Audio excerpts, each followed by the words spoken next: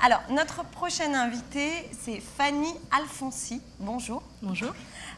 Vous présentez vous aussi un spectacle qui mêle chant et danse, mais là, pour aborder un sujet beaucoup plus douloureux et intime, je vous propose qu'on regarde la bande-annonce de Filles du Calvaire et on en parle juste après.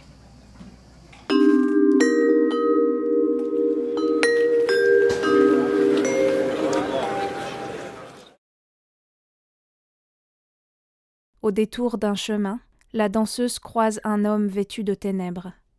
L'individu n'est pas bien intentionné.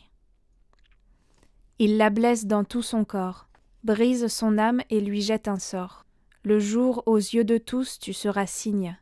La nuit, tu seras cette femme vulnérable dont j'ai croisé le chemin. Les larmes et les mots ne sortent pas tant la blessure est profonde.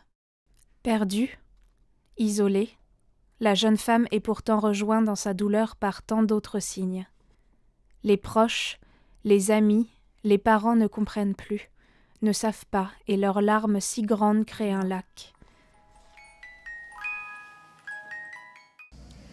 Yasrine Mouattarif, bonjour.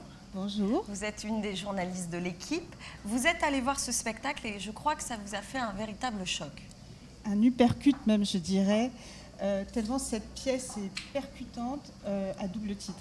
Elle est percutante parce qu'elle vous frappe en plein abdomen, mais elle est percutante aussi et surtout parce qu'elle révèle beaucoup de la souffrance de ces femmes qui ont eu un jour à subir un traumatisme qui va les marquer des années après le choc, en fait.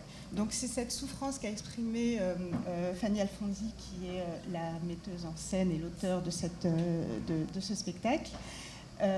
Qui va être incarnée sur scène par 5 danseuses contemporaines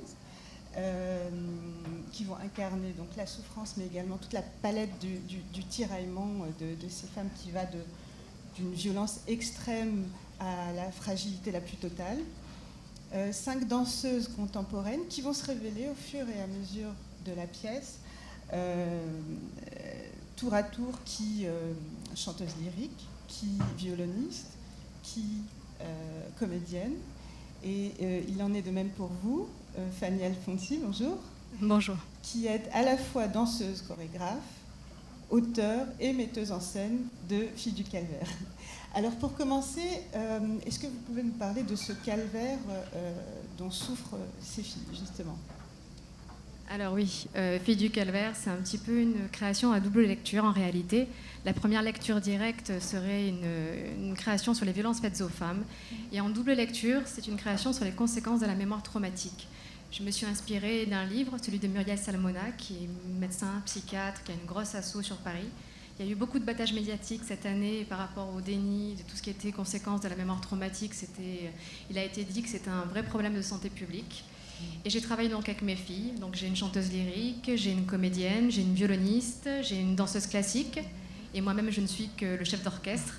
Et avec elle, en fait, on a composé les morceaux au violon, on a composé le chœur de voix, on a composé toute cette création qui accompagne justement cette femme à travers sa mémoire et retrouver sa mémoire. Voilà. Donc il faut le dire, hein, parce que peut-être que ça peut porter à confusion.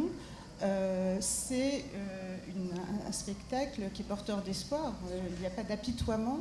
C'est plutôt, enfin moi en tout cas, j'ai senti beaucoup de compassion et de volonté de compréhension de la souffrance de ces femmes-là. Absolument. J'ai voulu ouvrir le débat en fait. À la base, j'ai conçu cette création pour éventuellement la jouer dans les hôpitaux, dans les lycées, dans les collèges et ouvrir un débat.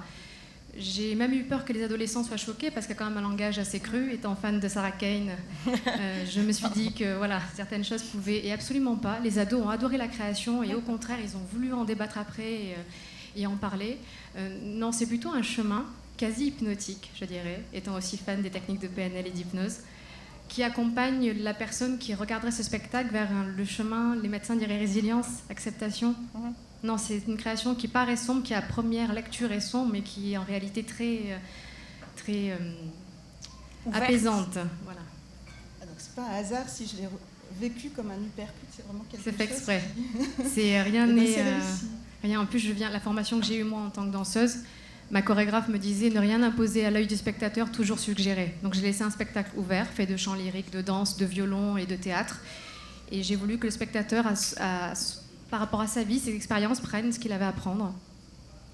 Mais alors j'ai une remarque. Le jour où j'ai assisté à votre présentation, je n'ai pas pu m'empêcher de remarquer que 98% du public était féminin.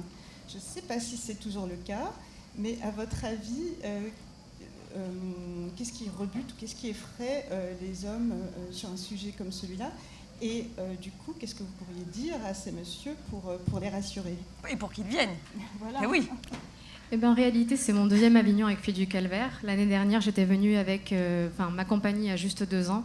On est venu l'an dernier avec mes 2 premiers spectacles, Colomba et Filles du Calvaire. Et Colomba avait plus attiré en termes de nom.